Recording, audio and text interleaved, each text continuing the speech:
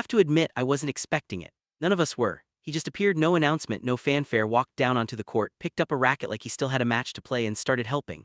Not coaching from the sideline, not observing from a distance. He was in the drill, feeding balls, adjusting grips, offering quiet corrections to a 20-year-old who just moments earlier had been grinding through serve routines alone. That man was Rafael Nadal.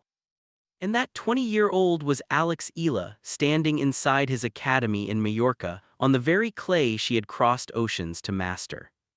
Let me paint you the full picture. You are Alex. You're 2 years older than the last time you walked these grounds. The Filipino community here has wrapped itself around you like a second skin. You turn around and there are dozens of faces, smiling, waving, holding small flags. The energy is electric, almost overwhelming. You're in the middle of a serve drill when you hear footsteps. No one asked for this. No one whispered a request. And yet, here he is, the greatest clay court player in the history of tennis, studying your motion, nodding, and then beginning to speak. This is not a dream, this is not a commercial. This is 3 weeks before you board a flight to Rome. Why does that matter? Because 12 months ago, on the exact same clay you're now sliding across, you won exactly one game in an entire match. That memory is a splinter under your skin. And now, as you prepare for Rome 2026, the most loaded tournament of your young career, 2 numbers tell the whole story. In March, you reached a career-high world number 29. Today, you sit at number 41. A 6-week slide driven almost entirely by the expiration of points from last year's historic Miami semifinal run. That's the cruel math of professional tennis. You don't always lose because you played worse, sometimes you lose because the calendar catches up. But here is the other side of that ledger. In Rome, you have exactly 10 ranking points to defend. 10. That is not a typo, that is an opportunity dressed in disguise. Every match you win inside the Foro Italico starting May 5th is pure, uncut ranking gain, no deductions, no ghost points dragging you down. The math has opened a door. Now let me show you the wall you have to walk through. Clay has been the one surface that refuses to hand Eala anything. Your 2026 clay record entering Rome is 1 win and 3 losses. In Stuttgart, Leila Fernandez sent you off 6-1, 6-4. In Madrid, Elise Mertens was even crueler, 6-2, 6-1. And then there is the ghost that has haunted every conversation about your Rome debut. May 7, 2025, Marta Kostyuk, 6-0, 6-1. A scoreline so brutal, so surgical that even your most devoted supporters have spent 12 months trying to forget it. 3 players who either beat you this season or broke you last season are confirmed in this Rome draw. Kostyuk, Fernandez, Mertens. The clay has not been a surface for you, Alex, it has been a tribunal, and every judge you lost in front of is back in the building.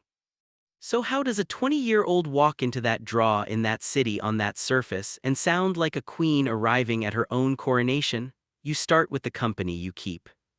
For the 2026 clay swing, you returned to Mallorca and began working directly with Tony Nadal.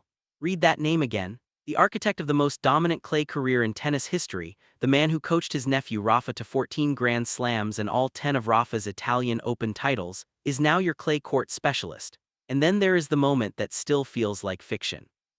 According to your primary coach, Joan Bosch, Rafa himself came down to your court without anyone asking, just to help, because he's left-handed too. He gave tips on your serve, he hit with you. Bosch said it plainly, it helped a lot.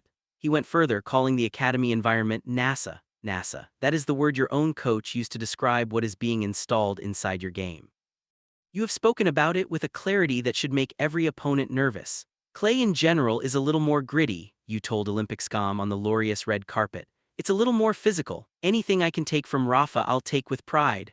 That is not a player hopping to survive on clay, that is a player publicly announcing she intends to inherit it. Now let me rewind to April 20th in Madrid, because this part matters more than people realize.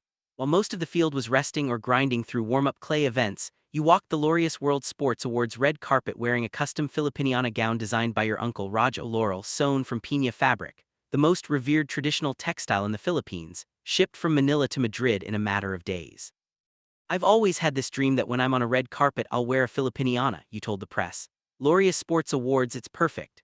The WTA's official Instagram post of that arrival drew 78,000 likes and nearly 900 comments. You were not a guest at that event. You were a feature, a 20-year-old Filipina surrounded by Olympic champions and world record holders, dressed in the fabric of your country, and the room turned to look. For every fan who has spent the last year telling friends, family, and skeptics that Eala is not a moment but a movement, that view has now been confirmed by every institution that matters in global sport. Laureus does not invite friends, Laureus invites futures. And that future arrives in the Eternal City this week with the lightest backpack you have carried all season. March, you defended 390 points in Miami. April, you defended points in Madrid. May in Rome, 10 points. The pressure has finally inverted. Rome is the first court in months where you have nothing to lose. If you want to know whether the transformation is real, you do not ask a hype account. You ask Joan Bosch. He has been your primary coach since your teenage years. He is the engineer who took a junior champion and built her into the first Filipina ever to crack the WTA top 30. He stood next to you in the player box for the Miami semifinal that changed your life. He coordinates daily with Tony Nadal. When he speaks, he is not selling a story, he is reading a blueprint he drew himself. His verdict, delivered to Tennis Up to Date during the Madrid swing, was this: clay was where she was more raw, where she had more to improve. Now she is moving much better. She is sliding, which is not easy when it doesn't come naturally. Translate that out of coach speak. The single biggest weakness that Marta Kostyuk exposed in Rome 12 months ago, the inability to slide, to defend, to construct a clay rally, is exactly the weakness Bosch is now telling the world has been rebuilt. The Italian Open begins May 5th and runs through May 17th. Roland Garros opens on May 24th. At the French Open, you again have only 10 ranking points to defend. Across the next 5 weeks, 20 total points sit on your ledger, and the entire upper half of the WTA rankings is sitting in front of you like an open road. A third round in Rome would be net positive. A quarterfinal would push you back toward your career high. A deeper run would put the top 32, an automatic Grand Slam seeding, within reach by the time you walk onto the Paris clay. Beyond the math is something larger. A Filipina player trained by the family of the King of Clay, wearing the fabric of her nation on the world's most exclusive sporting red carpet, walking into a tournament that has historically been the private ballroom of European tennis. This is what the WTA's new global era looks like, broadcast in real time to homes from Quezon City to Cebu, from Dubai to Dali City.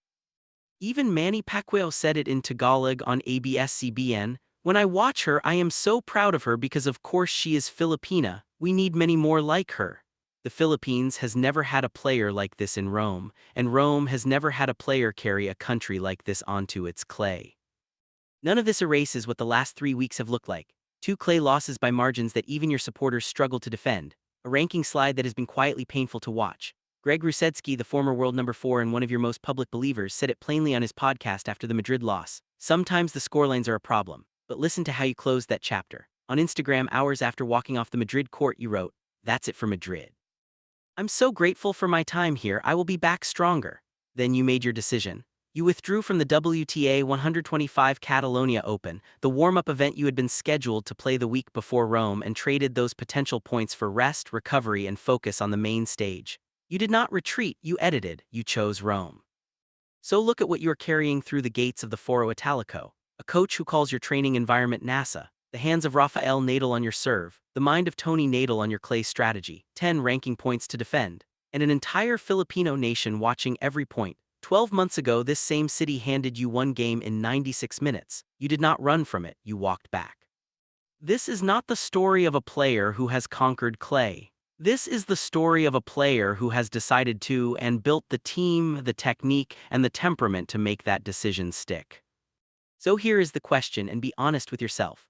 Does Alex Eala make it past the second round in Rome? And if the draw hands her a rematch with Kostyuk, Mertens, or Fernandez, does she settle the score this time? Drop your prediction below with the round and the score. If you have been following Alex Eala since before the Miami Miracle, since before number 29, since before Laureus, you already know what tribe you belong to. Subscribe and stand with the believers who saw this coming. Roland Garros is right behind Rome. Wimbledon is right behind Roland Garros, and the people who recognized her trajectory early deserve a front row seat to the rest of it. Pull up a chair. The coronation is just beginning.